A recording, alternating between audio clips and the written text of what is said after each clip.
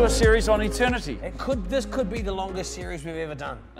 Too right. It could go on and on forever. So sit back and relax at home. We could be here forever. No, we'll be about 12 minutes. But eternity is a massive concept. I like what Ecclesiastes 3 says. It talks about how he's made all things beautiful in its time, and he's placed eternity in our hearts. It's a great piece of poetry, the idea that God could put eternity, like this never-ending thing, this big concept, into the heart of just a tiny, finite human being. I like what the Amplified Version says. He says he puts a sense of divine purpose in our hearts. It's something that we don't understand with our minds, but intuitively, we know that we're born for something bigger than what we're experiencing right now. Yeah. People say stuff all the time.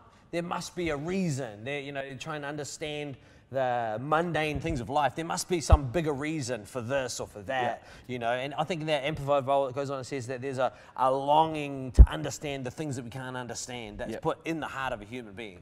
That's right, and understanding that stuff around us ultimately isn't going to satisfy the longing of our heart. Yeah, that's right. And we're born for mission and purpose, and we're born for our afterlife. Yeah, well, I think that's right. That's right. Right through, the greatest movies that we watch, the things that entertain us, are things that draw us into that idea of, man, there must be something bigger. You mean like the interest in things like science fiction and the interest in things like magic? There's this human desire to try and actually get a grasp on this eternal reality. And in terms of following Jesus, he introduces this idea. He draws us, when we become a Christian, we're drawn into this bigger understanding of these realities we can't really grasp, Yeah, and as they say, two things we can be guaranteed in life is death and taxes. Death and taxes, we prepare for taxes, well, I hope you do. Yeah. But we often don't prepare for death. Yeah. And death in the Bible simply means separation. So when you physically die, you're separated from your physical body, but your spirit still lives on. Yeah. There's right through the Bible, there's stories and pictures of realities beyond death, Hebrews talks about the fact that we're surrounded by that great cloud of witnesses, who are witnessing how we live in the natural reality. They're witnessing that from sort of an eternal perspective. So it'd be interesting to interview them about the stuff that we do in life, When they imagine, people with that eternal perspective, Moses, Noah, and the apostles looking down on us, just flicking through Instagram or Facebook, watching hours of Netflix. Sometimes they think, oh, what would they, would we do that with our morning or our evening if we're on the other side? Do you know what I mean? Like if we saw from that eternal perspective. Yeah, if we had that bigger view of what our life means, or who's the person next door, or all those sorts of, I guess they're big questions, but little questions as well. In fact, a lot of Jesus' teaching was around what we do here affects what happens afterwards. Yeah, exactly. The choices, the decisions we make, what we live for. He said, don't store up your treasure here on earth where rust and moths can destroy. But store up your treasure in heaven. Treasure in heaven, which is an interesting thing because there's no bank where you can make deposits. I might put my KiwiSaver in heaven. Let's not making cluster bombs, But the reality is that the only way Jesus says, we've got to put treasure in heaven, and then he speaks about everyday realities from that eternal perspective. That's who Jesus is. He is eternity in human reality. He tells these three great stories in Luke that are really, really critical stories in our whole understanding of who Jesus is, this whole thing of eternity. And it's the lost coin, and then the lost sheep and the lost son. It's three parables in a row, but he told the stories in a specific context. He was hanging out with his friends, and Jesus' friends were tax collectors and sinners. So he's hanging out with the bad guys. But he was referencing the Pharisees and the teachers of the law. Yeah, because they were saying, who does he think he is? Jesus, because Jesus is supposed to be a holy guy. Why is he hanging out with them? And so they were talking amongst themselves. And so in response to their accusation, Jesus tells these three stories.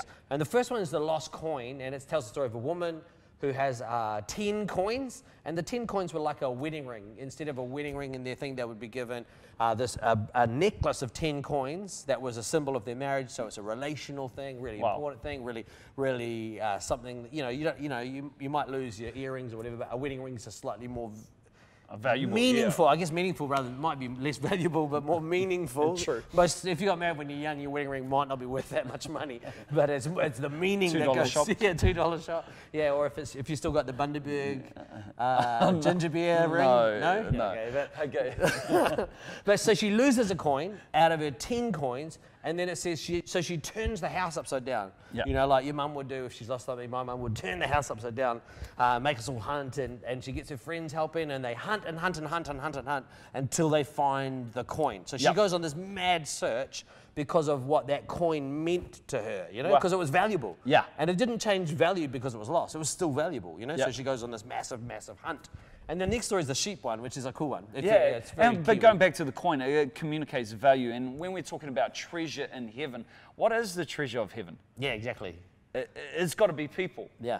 And here Jesus is communicating, you know, using these pictures to communicate value. But he's talking about sheep, you know, which is a crazy story. Again, a farmer has 100 sheep, one goes missing, and he says he leaves the 99 to go after the one. Yeah. Now, a normal farmer doesn't do that. It's not a standard business practice. No, if you get 99%... 99 customers, I'll leave them behind and go after one customer. Yeah, or if I get 99% in my exam, you forget about the 1%. You go, man, 99%. Yeah. But Jesus isn't a normal farmer. No. He says in the kingdom we should leave the 99 and go after the one. After the one, yeah. It's an interesting, it's I guess that, again, that's that upside down thing of following Jesus that says it's not about the 99. It says, you know, the farmer leaves the 99 sheep in the wilderness. So he doesn't even leave them in a pen. Yeah. He leaves them in the wilderness and goes hunting after the one. And it speaks of who Jesus is. It speaks of his priority that in the end, it's not about those who are found, it's actually about those who are lost. Can you imagine as well? Can you imagine finding one sheep? Yeah. Going out into the wilderness. I don't know if you've been in a wilderness. Generally speaking, a big space. It's not like finding one sheep in a paddock. It's like find one sheep. What's a sheep do when it goes out in the wild? It's hiding. Like if you're finding, it's a game of hide and seek with a sheep. You know. Yeah. In the wilderness, not a paddock. You know, it's just amazing. The sense of pursuit and the hunt. The seeking. And it's saying what we're born for is in the end, what matters to God should matter to us. Yeah. And lost people should matter. Yeah. So in a church context, you know, it's not those who are found, but it should be the understanding should be that found people find people. Yeah, exactly.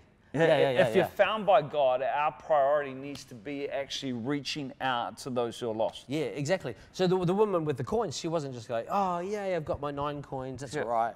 And the farmer with the sheep wasn't like, oh, we'll just focus on the 99. But there's this hunt and then this search, which leads us to the third of the stories where it actually changes. Yeah. And this is where Jesus is really making his point. Yeah, he's addressing the two audiences. He's got the tax collectors and sinners. Yeah. And then he's got the religious leaders of the day as well. Yeah. So he's talking to them both now. And he says, or the Christians. Yeah, or Christians. That's what it would be today, you know. And then he says a father with 2 sons. So straight away he's identifying these 2 audiences. Yeah. And the youngest son goes to the father and says, I need half of all your money. Yeah. And the father gives him half of it, which is pretty amazing. Give me your stuff. Give me all your stuff, right? I don't want a relationship with you, I just want your stuff. Yeah, exactly, that's what he says. And it's almost like he's saying as well, the son's saying, I can't be bothered waiting until you die. I just want my inheritance now. He said, I want my inheritance now. Yeah. And then he travels, the Bible says he travels, the story goes, he travels to far off land and he just wastes his money. Yep. And all the ways that people waste their money throughout history, right? So he's gambling, you know, he's buying... on loose living. Yeah, loose living, we'll just leave it at that. And he's doing all that, he's wasting his money. And then at one point he gets a job feeding pigs, which is the worst job in the world for a Jew to be feeding pigs. And then in the middle of feeding the pigs, he's so hungry, he's like, oh, maybe I should eat the pig's food. Yeah. And then he comes to his senses. Yeah. Which, you know, when we give our heart to God, it's almost like we're coming to our senses. Hey, I'm actually born for something bigger than this. Yeah, a dinner of pig's food would really get your attention though, wouldn't it? Like, is in that moment, you know, like this, I don't know, maybe you don't feed pigs often, but I've done it a couple of times. Like, wow.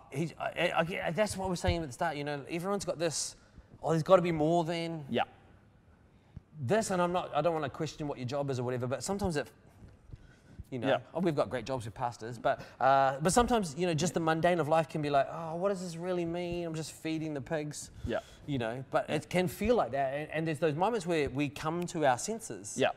And that's what he did. He comes to his senses. I don't know, maybe it was I'm trying to think what the carrot ends or something like that. Yeah. Inspired him. And he said, man, the servants eat better at home. So he decides I'm going to go home. Yeah. Because he understands that he's better off in his father's house. Yeah, exactly.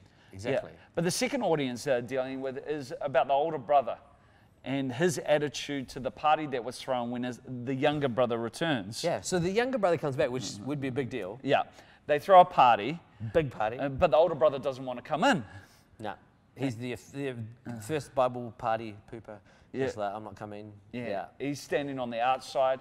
And he can't celebrate that his younger brother has returned.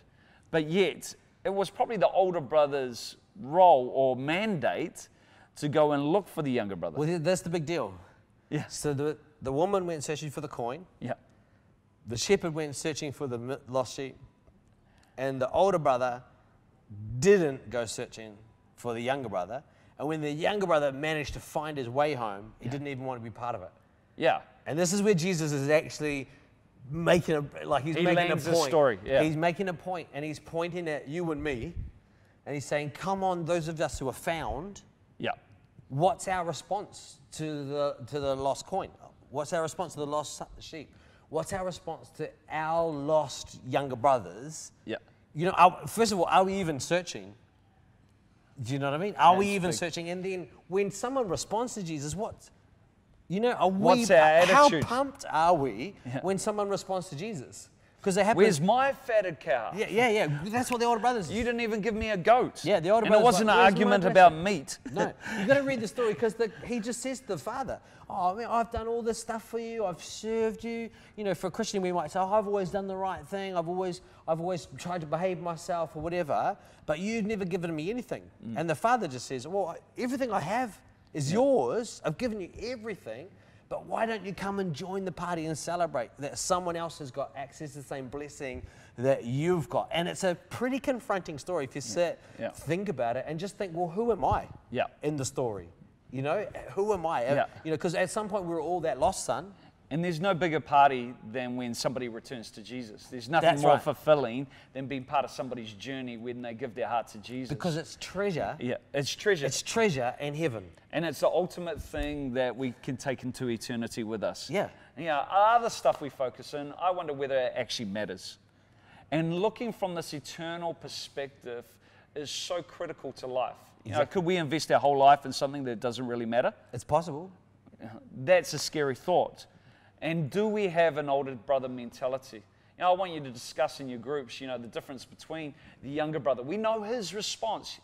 He came to his senses. Yeah. He returned to his father's house. But we don't know the response of the older brother in this parable. No, it just finishes. Yeah.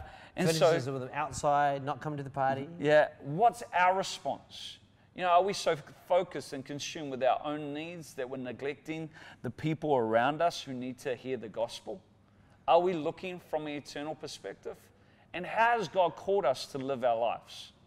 And what are our priorities? There's a few great questions there to start your discussion in your e-group. Yeah. And we got a few more weeks talking about eternity and how do we live in our right now today with our big concept of eternity. God's put it in our heart. Yeah. I think we can live rich and fulfilling lives with an eternal perspective. Amen.